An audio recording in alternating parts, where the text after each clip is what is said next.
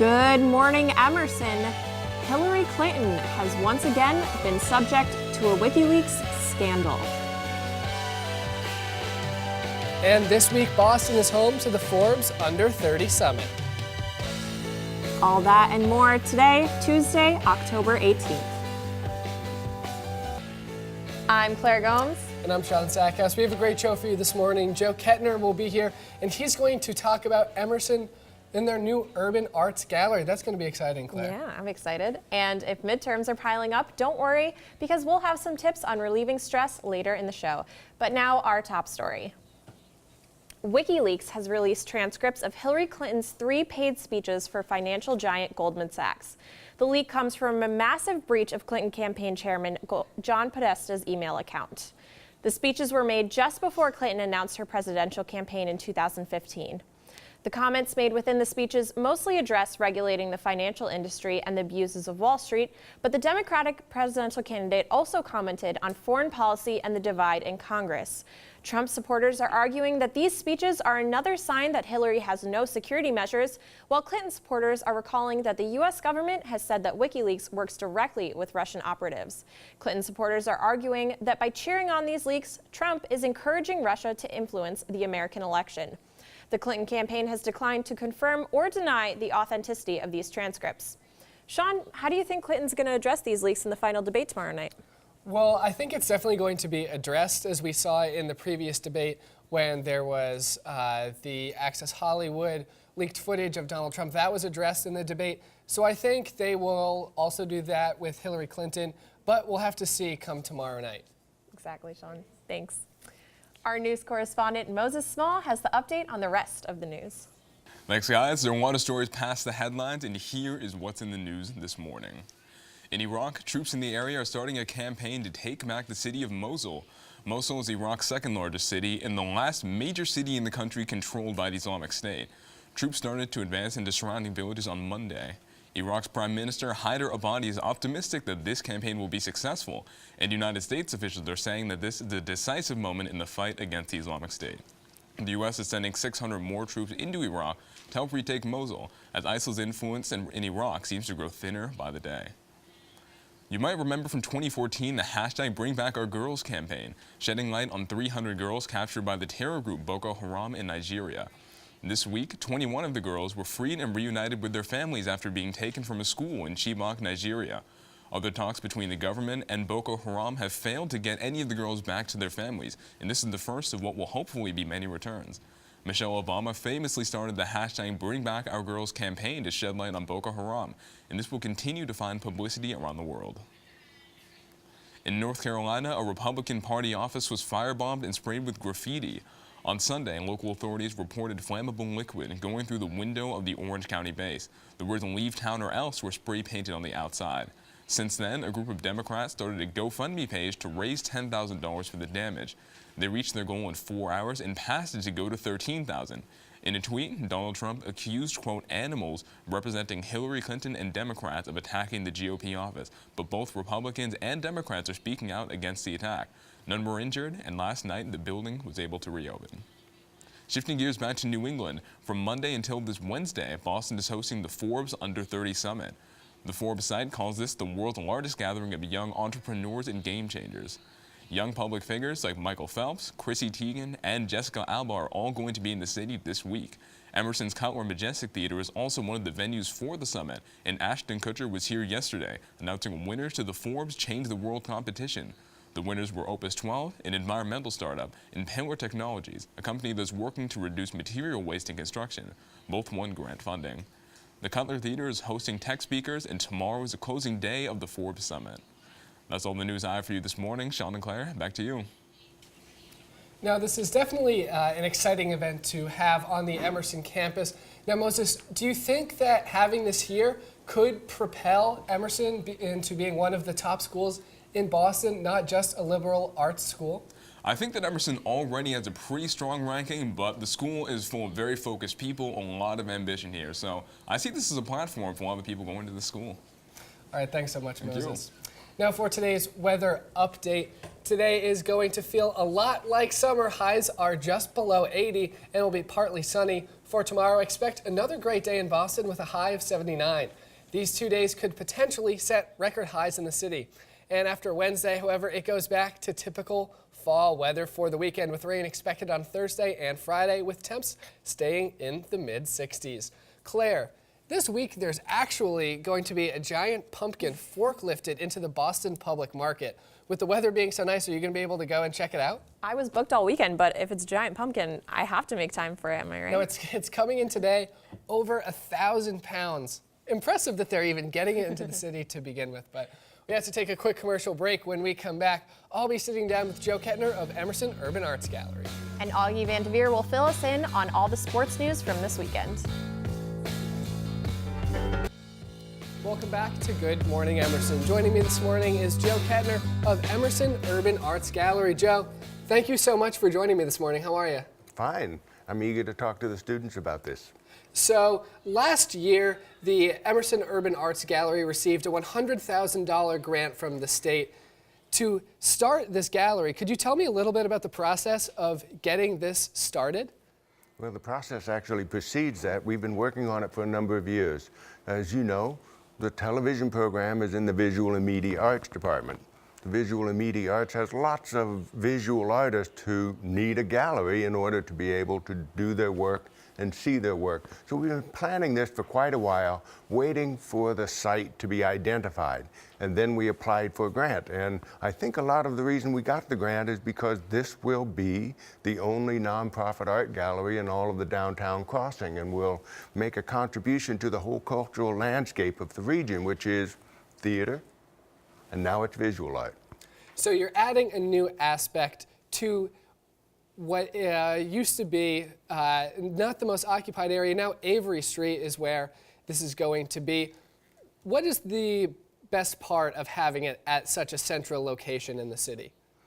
Well, you know, I've been doing this for a while, and museums have a problem with location, or galleries have a problem with location. We've been setting up for about 6 weeks now, and it's amazing how many people go by. Not just students, but literally thousands of people a day. I'm really looking forward to opening up the blinds and showing the public what's inside, because it's going to be quite a spectacle. Now you're going to have multiple exhibits each semester. What can we expect if a student were to go in the coming weeks? Well, if you come on Thursday for the open house, what you'll see is a combination performance visual art installation that came from a set of public participatory performances in May that involved students. You will see images and video projections of the Emerson students and a Utah high school group, some tourists from Norway who happened to stumble it by, in a tremendous display of imagery, moving and still. But maybe one of the highlights of this is the spit wall. Students spitting food dye in these brilliant colored rainbows across the wall. Afterwards, we're going to do a curatorial course with Emerson students curating the best graduate students from the art schools around New England. There's going to be a lot of this sort of thing. I've got lots of tricks in my bag. I don't want to give them all away, because then you won't invite me back. Well, I mean, if you keep coming up with new ideas to bring to the art gallery, we'll have to bring you back every semester. Now, how are some ways that students can get involved with the gallery? Will they be able to submit their own work to have on display? Well, they'll have to do that through the school. We will show the graduating students at the end of the school year. We'll involve students in curating work. They can come participate. They can reserve the space for their own events. But if they want to show their own work, the Hurett Inspector Gallery is the place. And you can go online to the EMS system and reserve the space there. Now, you had mentioned that the gallery will be opening on Thursday. After that, will students still be able to come in as well as the public? Everybody. It's open, Wednesday through Saturday, 2 to 7. We gave it slightly later hours to take advantage of the fact that the theaters are there, the restaurants are there, and the traffic between 5 and 7 o'clock is extraordinary. Awesome. Well, I encourage everyone to check out the Emerson Urban Arts Gallery that'll be at 25 Avery Street, open this Thursday. Well, we are going to send it over to sports now with Augie VANDEVEER, who has the latest. Augie? Thanks, guys. Here's what's happening in the sports world. The Houston Texans played their usual brand of terrible football, but with an added twist this time, a win. Brock Osweiler threw 11 for 22 for 89 yards with no touchdowns and 1 interception in the first 3 quarters. But in the fourth quarter, imbued by the memory of benching Peyton Manning and also maybe going against the 30th ranked pass defense of the Colts, Osweiler threw 12 for 15 for 2 touchdowns and 135 yards. Hopefully this single win will be a confidence boost for Osweiler, who's been struggling through the first 5 weeks of the season. Then again, next week they go up against the defense that carried him to a Super Bowl win. Rough. The comeback win wasn't complete for some Texans players, however, with Vince Wilfork and Charles James II irritated about the early departure of some fans. Wilfork did extend an olive branch, wishing their briskets turned out okay. Ouch. But a good rule of thumb, don't wait to play well until your fans leave, and you won't have this problem. And now for some very tragic news. The daughter of Olympian sprinter Tyson Gay, Trinity Gay, was fatally shot in Kentucky this past weekend. The shooting occurred in the parking lot of a restaurant where Trinity Gay was eating. 3 men have been arrested and charged with 1 endangerment, with 1 charge with possession of a firearm by a convicted felon. The family has released a statement thanking those who have shown support and has asked for privacy and prayers for themselves and for the accused and their families. We go now to baseball, where the Cubs and Dodgers are now all tied up in the NL Championship Series. Let's look at some highlights. As far as offensive highlights go, this is the only one. Adrian Gonzalez with the only run scored. The rest of the game was a defensive clinic. Here are the Cubs infield, trapping poor Adrian Gonzalez in a pickle. Oh no. Run! He's gonna get you! Oh, it's a sad day. Kershaw and Kenley Jansen of the Dodgers bullpen kept the Cubs offense in check the whole game with out, after out, after out, after out. A defensive clinic, no doubt. The series is tied up 1-1 with the Game 3 tonight at 8. Odell Beckham Jr. is having fun again, which is good for the Giants, but more good for lovers of sideline antics. Back in the early dark days of the season, Odell Beckham Jr. and the net were having a rough relationship. But since then, his play has improved, and so has their love. There he is, embracing the net. The next week, pulling him down into a slightly more intimate embrace, and lying there for several seconds. Very strange. And this week, proposing to the net, well, the surrounding reporters, and then joyously exclaiming, "She said yes! She said yes!" Good Morning Emerson exclusive, Nets are female and have marriage rights. The NFL, of course, has fined the couple. Complete disrespect for their love. It's terrible to see. The no fun league indeed. Also, the ratings for the NFL are down. I wonder why. It's very strange. Well, that's all we have for sports today. I'm Augie Vandeveer. Now back to you, Sean and Claire. Thanks, Augie. If there's one thing I wish I could make last forever, it's definitely my phone battery. Well, we can't quite tell you how to make it last forever. We do have some great tips to extend the life of your charge. Let's take a look. I'm your tech correspondent, Jack Dodge, and today we are answering the age-old question, why is your phone battery draining so quickly? I know I'm guilty of being on my phone all the time, and I'm sure you are too, so let's figure out what apps we're on that's draining our phone battery and how we can fix that. Alright, so today I'm here with Mia.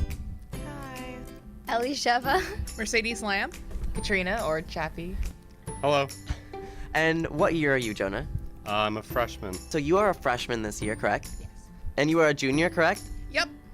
Okay, and so you're on your phone a lot, right? We all are. Yeah. Yeah, I'm pretty obsessed with my phone. It's bad. So how much would you say you use your phone? A lot.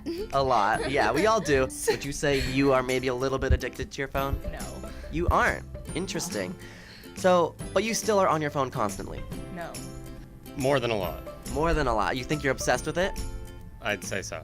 The thing is about your phone, it dies so quickly. Do you agree? Oh, absolutely. Would you say it dies like way more than you want it to? Oh yeah, it's every I don't know, hour and a half or so I have to re-plug it in. So you have to recharge it more than once a day. Oh, absolutely. When you're on your phone, what is draining your battery so much? Do you have any ideas what apps maybe are draining your battery so much? I'd probably say Snapchat, Tumblr. More of those than anything else. Facebook, I guess. Probably Facebook and Instagram. Tinder? Maybe. You Snapchat a lot and like Instagram because you're like scrolling through the feed, like Facebook, like things like that. So why don't you open up your phone? We'll see what's the truth. Besides home and lock screen, that would be Google. But what's interesting is you're the only person who I've interviewed who has home and lock screen as the most energy using. Tumblr. And is that shocking? Wait, maybe not. Maybe not. I think in my bed I've been using it more than I think that I have. My most used app is Spotify with 48%, and then Instagram with 10%. 48% from music streaming. Wow. It's Is that actually shocking? Yeah, that actually is really surprising because I only use Spotify between classes, like walking between buildings. And there's Tinder. Stop it. So was anything on there shocking to you? I think the home and lock screen because that's like embarrassing because you're not even like using anything. Yeah. So what do you think you'll do, if anything, going forward? What are you going to do to change that and make your battery last a little longer?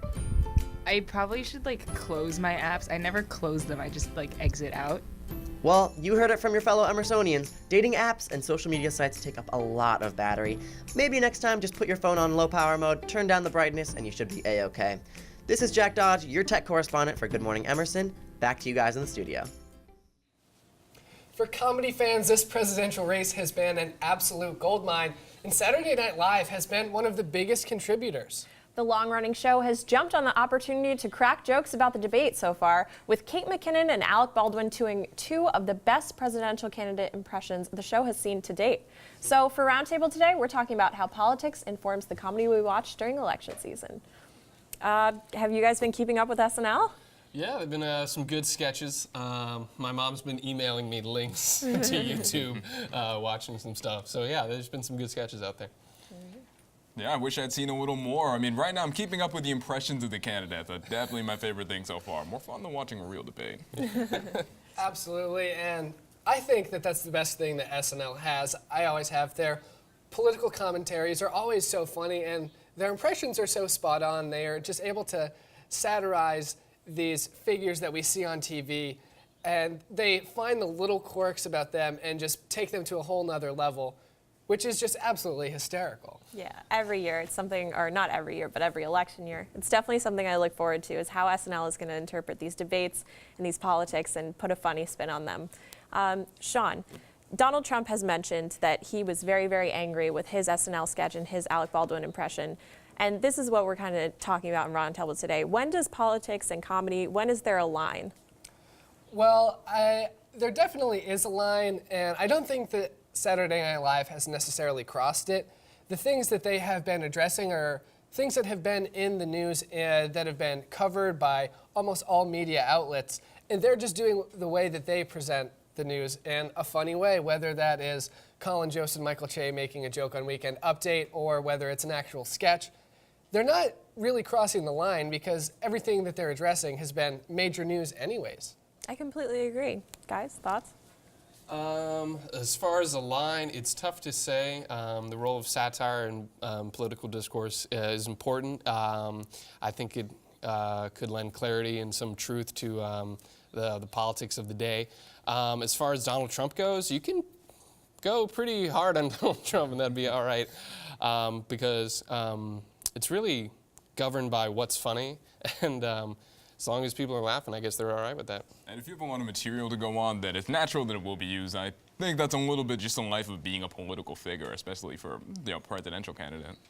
Now, would you say that it's fair that they are not necessarily attacking, but they are cracking jokes at Donald Trump more than they have for other presidential candidates, say Mitt Romney in 2012?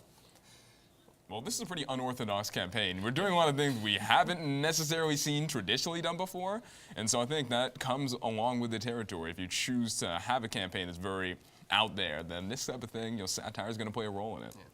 And Trump is certainly giving them more material than Romney. Romney was more of a straight man type, a comedy type, but Donald Trump, he's very much out there and gives you a lot of material. But kudos to them for good Hillary Clinton jokes as well. Kate McKinnon is doing a great job. It's definitely a fair balance on both sides. Yeah, well, and if you want to hear more about this topic, you have to check out the 2016 election panel. That'll be at 216 Tremont from 12 to 2 on Friday. But we have to take a quick commercial break. We'll be right back.